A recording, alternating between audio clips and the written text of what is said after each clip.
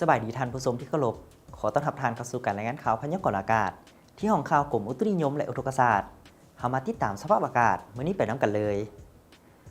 ความกดดันต่ำของอากาศร้อนยังปกคลุมอยู่ทุกภาคของประเทศลาวด้วยกำลังอ่อนหาปานกลางสมทบกับกระแสลมตะวันตกพัดปกคลุมซึ่งเฮ็ดให้อากาศร้อนพร้อมจะมีหมอกแห้งปกคลุมอยู่ทั่วไปในตอนกลางเวนและจะมีฝนตกฟ้าห้องฟ้าเหลื่อมในระดับคอยหาปานกลางมักเห็บตกและมีลมพัดแห้งอยู่บางท้องถิ่นฉะนั้นเฮามาติดตามสภาพอากาศในแต่ละภาคไปน้ำกันเลยภาคเหนือด้านตะวันออกอากาศเย็นหาหนาวเย็นจะมีฝนตกฟ้าห้องฟ้าเหลื่อมในระดับคอยพอมีลมพัดแห้งอยู่ทั่วไปเนื้อที่การปกคลุมของฝนกับ30ส่วนห้อยอุณหภูมิไม่ระหว่าง12-34องศาภาคเหนือด้านตะวันตกอากาศเย็นในตอนกลางคืนหาตอนเช้าส่วนตอนบ่ายอากาศร้อนหนาร้อนเอาและจะมีฝนตกฟ้าห้องฟ้าเหลื่อมในระดับคอยหาปานกลางพอมีลมพัดแห้งอยู่บางท้องถิ่นเนื้อที่การปกคลุมของฝนกับ30ส่วนห้อยอุณหภูมิไม่ระหว่าง14-40องศา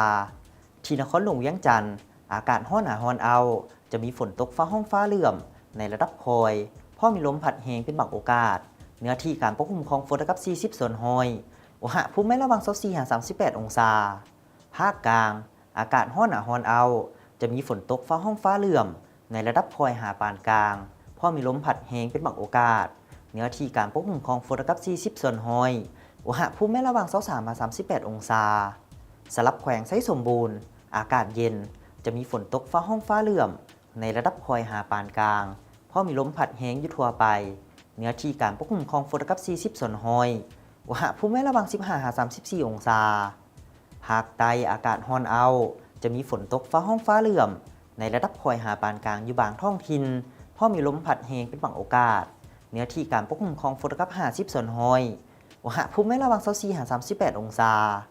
สำหรับเขตผู้เพียงบ่อละเวนอากาศเย็นจะมีฝนตกฟ้าห้องฟ้าเหลื่อมในระดับคอย